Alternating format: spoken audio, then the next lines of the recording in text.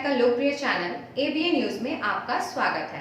दिन भर के ताजा तरीन और अहम खबरों को लेकर मैं निकिता सिन्हा हाजिर हूँ। परिवार के साथ पिकनिक मनाने आए दो मासूम की मौत। शुक्रवार को गिरिडीह के धनवार के घोड़थंबा ओपी के हददवन नदी के गहरे पानी में डूबने से हो गया। दोनों मासूमों की मौत के बाद परिवार में कोहराम मच गया। मासूमों की मां के आंख का आंसू रुकने का नाम नहीं ले रहा था। वहीं ओपी प्रभारी शंभू ईश्वर प्रसाद को हिम्मत नहीं था कि वो घटना स्थल पर सगे भाइयों के पिता गिरधारी साहू से बात कर पोस्टमार्टम के लिए पंचनामा बनाने की प्रक्रिया को पूरा कर सके। लिहाजा प्रभारी को घटना स्थल में काफी देर तक रुकना पड़ा। इसके बाद पोस्टमार्टम में भेजने की प्रक्रिया को पूरा किया जा सका।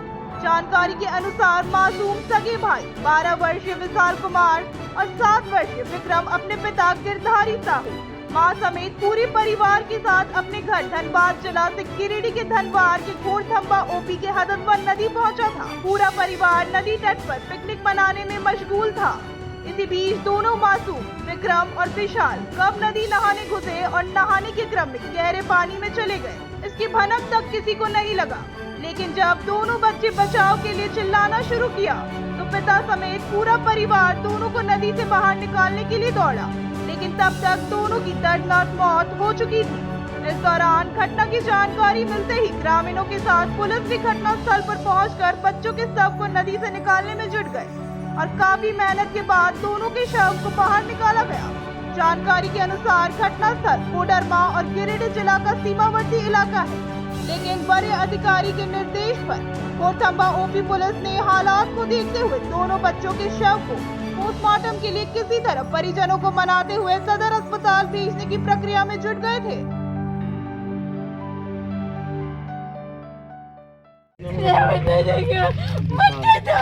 मेरा बच्चा से साथ नहीं है, न छुए हम मर्डर कर देंगे। मेरा बच्चा को कुछ नहीं किया, मेरा बच्चा है, ये मेरा बच्चा है। देता जी मेरा बच्चा, करते दम भी मेरा बच्चा कोई।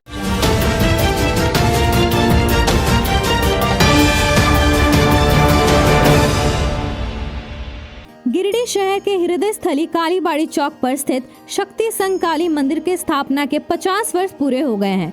इसे लेकर मंदिर में 3 दिनों तक विशेष पूजा अर्चना का आयोजन पूजा समिति के सदस्यों के द्वारा किया गया है। बता दें कि शक्ति संघ कालीबाड़ी काली मंदिर का स्थापना 14 दिसंबर 1973 ईस्वी में हुआ था। यह मंदिर शहर का सबसे पुराना मंदिर है। यही कारण है कि इस मंदिर से न सिर्फ गिरिडीह शहर बल्कि अलग अलग जिलों के भी श्रद्धालुओं की विशेष आस्था जुड़ी हुई है। मान्यता यह भी है कि इस मंदिर में श्रद्धा और भक्ति भाव के साथ पूजा अर्चना करने से श्रद्धालुओं की सभी मनोकामनाएं पूरी होती है। हर दिन यहाँ शाम और सुबह विशेष पूजा का आयोजन किया जाता है। खास तौर पर दीपावली के मौके पर यहाँ विशेष पूजा का आयोजन होता है, जिसमें हजारों की संख्या में श्रद्धालु पहुँचते हैं। मंदिर के 50वें वर्षगांठ पूरे होने पर भी यहाँ 3 दिनों तक विशेष पूजा का आयोजन किया जा रहा है। पूजा को लेकर मां काली के भाव प्रतिमा को आकर्षक रूप से सजाया गया है। वहीं मंदिर और आसपास के इलाके को भी जगमग रोशनी से सजा दिया गया है। स्थापना दिवस के मौके पर यहां होने वाली पूजा में न सिर्फ गिरिडीह बल्कि आसपास के कई जिलों व बंगाल से श्रद्धालुओं की भीड़ उमड़ेगी।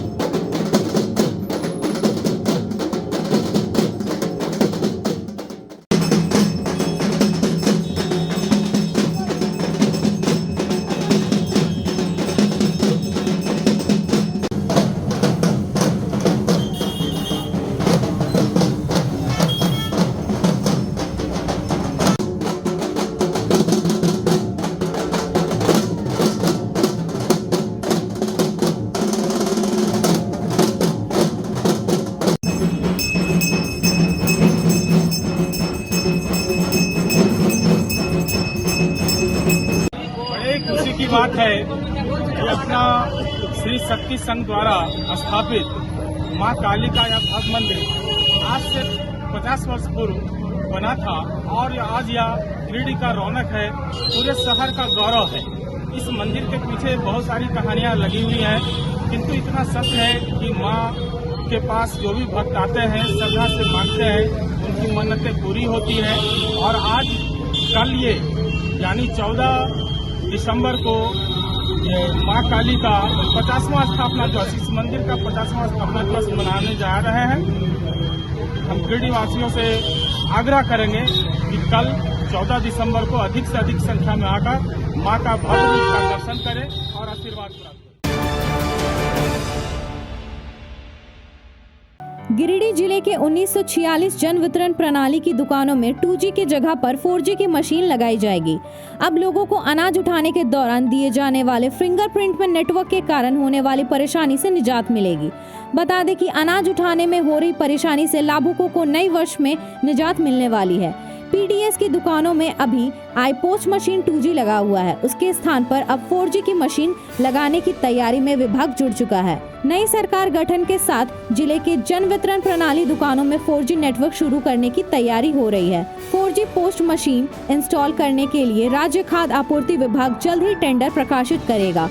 टेंडर के लिए सारी विभागीय प्रक्रिया पूरी कर ली गई है। अब सिर्फ खाद्य आपूर्ति मंत्री से स्वीकृति लेना बाकी है। विभाग इसी महीने से कभी भी टेंडर प्रकाशित कर सकता है। 4G पोस्ट मशीन लगाने से जिले के 5,04,1955 कोड से जुड़े परिवारों को लाभ मिलेगा। गत माह में हम लोग का खास करके नवंबर माह के वितरण में और अभी दिसंबर और अक्टूबर माह में वितरण में थोड़ी बहुत नेटवर्क की समस्या उत्पन्न हुई है। और जहाँ तक जानकारी है कि संभावित है कि बहुत जल्द जो 4G मशीन है हमारा जन वितरण प्रणाली दुकानदार बंधु को मिलेगा और निर्बाध गति से हमारा वितरण होगा। और जैसे निर्देश हम लोग को ऑनरेबल सेक्रेटरी सर से और विभाग से हम लोग को जैसे ही हमारा आदेश आएगा उसी आधार पर हम लोग को कार्रवाई हम लोग करेंगे। तो उम्मीद करते हैं कि बहुत जल्द सारे जन वितरण प्रणाली दुकानदार को 4G मशीन मिलेगा और वितरण जो है ना, बेहतर वितरण व्यवस्था गिरिडीह जिला में भी उम्मीद करते हैं कि अब हम लोग को वितरण व्यवस्था बेहतर हो जाएगी। मैं राजेश कुमार बंसल, जिला अध्यक्ष सह प्रदेश सचिव, fair price shop dealer federation of India Jharkhand. हम झारखंड सरकार को अपने fair price dealer association Giridih Jharkhand की तरफ से खास करके माननीय हेमंत सोरेन जी, विभागीय मंत्री इरफान अंसारी जी और हमारे गिरिडीह के विधायक सह माननीय नगर विकास, युवा खेलकूद एवं कौशल मंत्री सुदीप कुमार सोनू जी को हार्दिक धन्यवाद देते हैं। झारखंड सरकार ने गिरिडीह जिले में 1948 जन वितरण प्रणाली की दुकानों में नई 4G 5G मशीन लगाने का निर्णय लिया है, जो जनवरी से फरवरी तक सभी जन वितरण की दुकानों में लग जाएगी, जिससे आम जनता का जो 2-3 घंटे 4 घंटे लाइन में लग करके राशन लेते थे और काफ़ी दिक्कतों का सामना करते थे, उन्हें करना पड़ता था, उनसे मुक्ति मिलेगी। मैं माननीय मुख्यमंत्री जी, विभागीय मंत्री जी और गिरिडीह के विधायक सह नगर विकास मंत्री जी को बहुत बहुत धन्यवाद देता हूँ। शहर के बरगंडा नया पुल के पास टूटी फूटी सड़क के कारण शुक्रवार को सवारी लोड एक टोटो पलट गई। हालांकि घटना में टोटो में सवार लोगों को हल्की चोट आई। बताते चले कि यह सड़क बेंगाबाद होते हुए देवघर को जोड़ती है, जिसके कारण इस सड़क पर लगातार गाड़ियां दौड़ती रहती है। लेकिन सड़क का हाल बेहद जर्जर रहने के कारण लोगों को आवागमन में भारी परेशानी होती है और इस तरह की घटनाएं लगातार घटते रहती है। बताया गया कि नया पुल से गिरिडीह कॉलेज मोड़ तक सड़क पूरी तरह से जर्जर है। हालांकि टोटो में सवार सवारियों ने टोटो चालक पर ही बेहतर ढंग से टोटो नहीं चलाने का आरोप लगाया, जबकि टोटो चालक का कहना है कि रोड खराब होने के कारण टोटो का नियंत्रण खो बैठा। मौके पर मौजूद कुंदन उपाध्याय, संजय कुमार व पत्रकार राजदीप आर्यन ने मिलकर टोटो को उठाकर और उसमें बैठे सवारियों की मदद किया।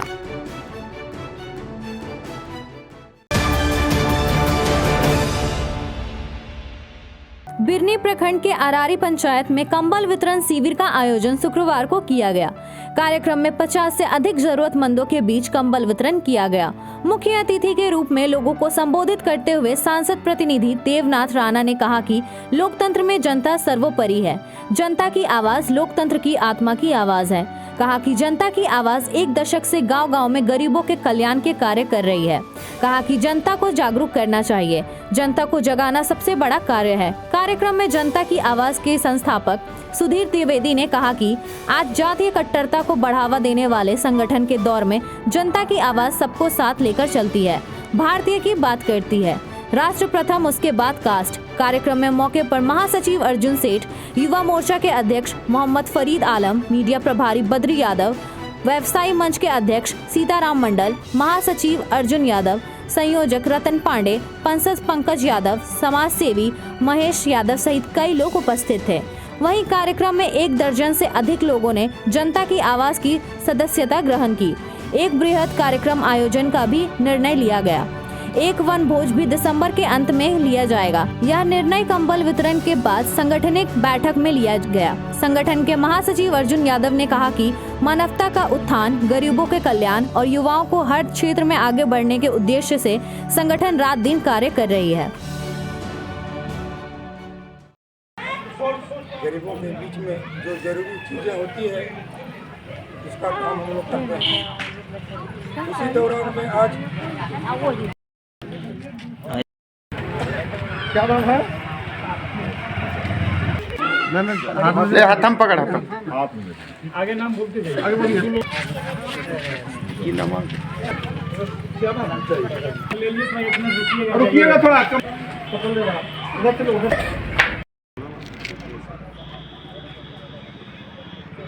हर एक प्रखंड में हम लोग जाते हैं और जो भी हो पाता है हम लोग अपने तरफ से। ये कहने का मतलब ये आप लोग का है, आप लोग के ही द्वारा दिया गया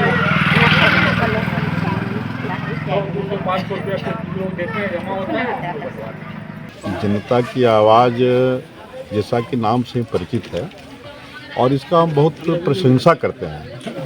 आज के तारीख में बिना लाभ का कोई काम सेवा नहीं करना चाहता है, लेकिन जनता की आवाज़ के संगठन जो साथी हैं वो बधाई के पात्र हैं कि ये स्वयं से किसी से मांगते हैं, स्वयं से चंदा करते हैं या अपने स्वयं से सहयोग करके ये समझिए ईश्वर का काम कर रहे हैं। गरीब की सेवा ही ईश्वर की सेवा है।